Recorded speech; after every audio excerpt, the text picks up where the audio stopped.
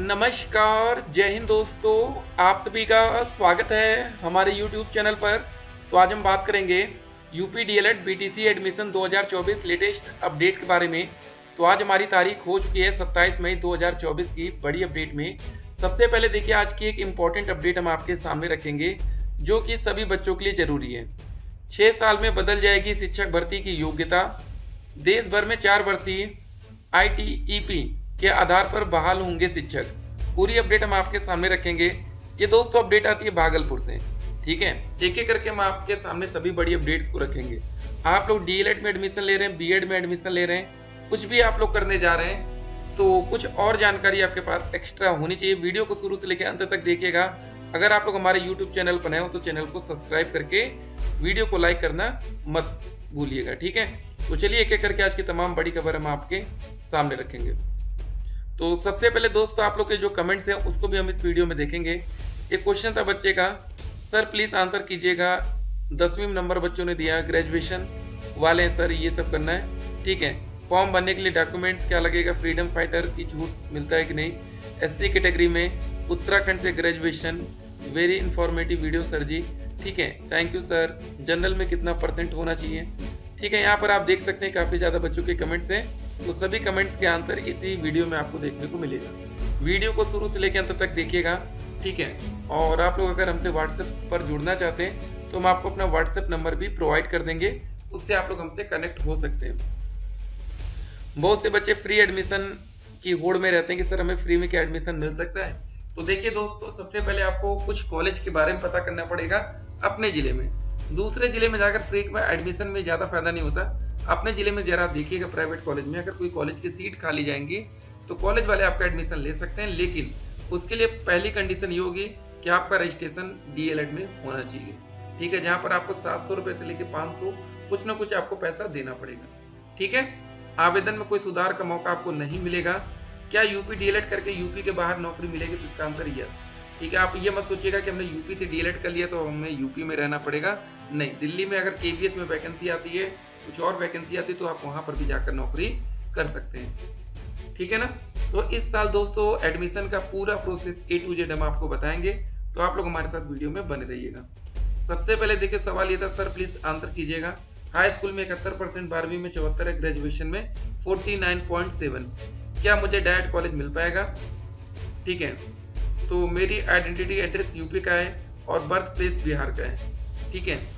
DElEd के बाद बिहार में शिफ्ट होना चाहते हूँ, तो ये सब सवाल कुछ ऐसा था। लेकिन एक बात आपको पहले बताएं, जनरल कैटेगरी में यूपी में एडमिशन लेने के लिए मिनिमम आपका ग्रेजुएशन में 50 होना चाहिए, ठीक है ना।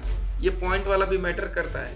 अगर आप लोग आरक्षित वर्ग में आते हैं, जैसे OBC category, SC category, ST category, physical handicap में है, फ्रीडम फाइटर में है, या एक्स सर्विसमैन में, तो यहाँ पर आपको दोस्तों 45% तक लिया जा सकता है। दो कंडीशन आपने यहाँ पर देख ली, ठीक है। अब देखिए, अगर आपके पास, सिंपल सी बात हम बताएंगे, ज्यादा इसको कॉम्प्लिकेट मत करिए।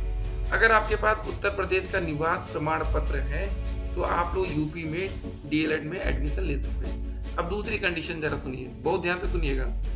अगर आप लोग बिहार के रहने वाले, ठीक है, अभी जो हमारी बिहार में वैकेंसी आई थी 79943, लगभग 80,000 पद हो गए ना, 79,943 पदों पर। अगर दोस्त आप यहाँ पर दिखा देंगे आपने यूपी से डीएलएड किया है, ठीक है, आप रहने वाले बिहार के थे, आपने यूपी का कोई तरह मतलब निवास प्रमाण पत्र बनवा के कर लिया, तो फिर आप जब बिहार में वैकेंसी आएगी ना, तो तब आप वहां पर बिहार के स्टूडेंट नहीं हो सकते, बिहार के नागरिक, ठीक है। उसका मतलब ये हो जाएगा कि आपने यूपी का, देखिए यूपी डीएलएड की सिंपल सी कंडीशन है कि यूपी का निवास प्रमाण पत्र होना चाहिए। अब आप दिखा रहे कि हम बिहार के भी रहने वाले हैं, तो आप कहीं ना कहीं झूठ बोल रहे हैं, ठीक है ना। तो आपका झूठ पकड़ा जा सकता है, तो ये बात विशेष तौर पर आप ध्यान में रखेंगे। यूपी डीएलएड एडमिशन में एज लिमिट क्या होगी, फीस क्या लगेगी, एलिजिबिलिटी क्राइटेरिया।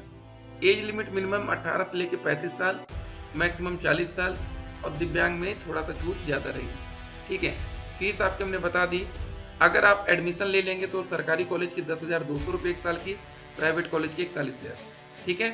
और फॉर्म भरने के लिए 700 रुपये तक आपको फीस देना पड़ेगा। एलिजिबिलिटी क्राइटेरिया में मिनिमम 50%, आरक्षित वर्ग में 45%। डीएलएड या बीएड, देखिए अगर आप लोग डीएलएड करना चाहते हैं, जिसका नाम हम बीटीसी भी कह सकते हैं, तो ये करके आपको 1 से 5 या 6 से 8 तक की नौकरी मिल सकती है। अगर आप बीएड करना चाहते हैं ठीक है, तो आप 1 to 5 शिक्षक भर्ती से क्या होंगे, बाहर होंगे, कट्टम। 6 से 8 में आपको मौका मिलेगा, 9 से 10 में मौका मिलेगा। ठीक है, यहाँ पर आपको मौका मिलेगा, बात खत्म। ठीक है, तो उसके बाद देखिए अगला सवाल क्या था, सर फॉर्म भरने के लिए क्या क्या डॉक्यूमेंट्स लगेगा।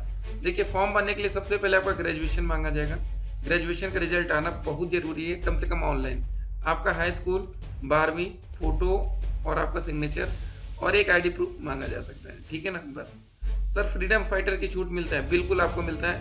आप लोगों के लिए अलग से सीटें आरक्षित होती हैं स्कूलों में, कॉलेजों में, डीएलएड के। तो अगर आपके पास ये सर्टिफिकेट है तो डेफिनेटली आप इसका फायदा उठाएंगे और आसानी से सरकारी कॉलेज की एक सीट ले जाएंगे। एससी कैटेगरी को कितने अंक चाहिए, मेरे 216.96 हैं, क्या एडमिशन हो सकता है। देखिए दोस्तों, आपका प्राइवेट कॉलेज में कोई दिक्कत नहीं, लेकिन जो डाइट आती है ना सरकारी, तो 220 से हमने बोला 230 प्लस। ठीक है, जहां पर एकदम आसान 230 प्लस है तो आप एससी कैटेगरी से हैं तो भैया एकदम राजा साहब हैं, आराम से आपको सरकारी कॉलेज मिलेगा। लेकिन प्राइवेट में तो दिक्कत नहीं है, सरकारी वाला मामला फंस सकता है। सुरेश जी देखते हैं क्या होता है। सर मैं उत्तराखंड से ग्रेजुएशन कर रही हूँ, ग्रेजुएशन हो गया लेकिन रिजल्ट जुलाई तक आएगा, तो क्या मैं डीएलएड का फॉर्म भर सकती हूँ। देखिए डीएलएड के फॉर्म भरने से पहले, ठीक है ना, अगर डीएलएड का फॉर्म भरने की लास्ट डेट अगर आज 27 मई होती, तो अगर आज की डेट तक आपका रिजल्ट आ जाता तो आप आवेदन कर पाते। नहीं तो जब आप आवेदन करेंगे उसमें पूछा जाएगा कि आपके ग्रेजुएशन में कितने नंबर टोटल बन रहे हैं, तो आप लोग वहाँ पर गलत डालेंगे, जो कि सही नहीं होता है। इस बात का ध्यान रखिएगा, ठीक है ना, बहुत इंपॉर्टेंट चीज़ है। डेट एक्सटेंड हो गई, ठीक है, नहीं तो नेक्स्ट ईयर का हम वेट कर सकते हैं। बाकी कुछ माइनॉरिटी के कॉलेज होते हैं डीएलएड में, वहाँ पर आप देख सकते हैं, वो लखनऊ में होते हैं। ठीक है, थैंक यू सर जी, चलिए सबका शुक्रिया। सर जनरल में कितना परसेंट होना चाहिए। देखिए सरकारी कॉलेज के लिए 240 प्लस बिल्कुल सिक्योर है, नहीं तो 230 से कम में जनरल सोचना भी नहीं है। ठीक है ना, बाकी प्राइवेट कॉलेज तो आराम से मिल जाएगा, 200 में मिल जाएगा। 2024 में एडमिशन होने पर एग्जाम कब होगा फर्स्ट सेमेस्टर का। देखिए आप लोग का अगर एडमिशन हो जाता है, ठीक है, और मान लीजिए जुलाई से क्लासेस शुरू होंगी, तो कम से कम पहले 6 महीने के बाद, ठीक है, मान लीजिए आप लोग का जो पेपर जाएगा दिसंबर से पहले, तो बिल्कुल भी चांस नहीं बनेगा। सर बीटीसी का ऑनलाइन फॉर्म कब से भरा जा रहा है। आपका जो ऑनलाइन फॉर्म भरने की डेट स्टार्ट होगी वो जून में होगी। लास्ट ईयर 2 जून से ऑनलाइन आवेदन शुरू हुआ था।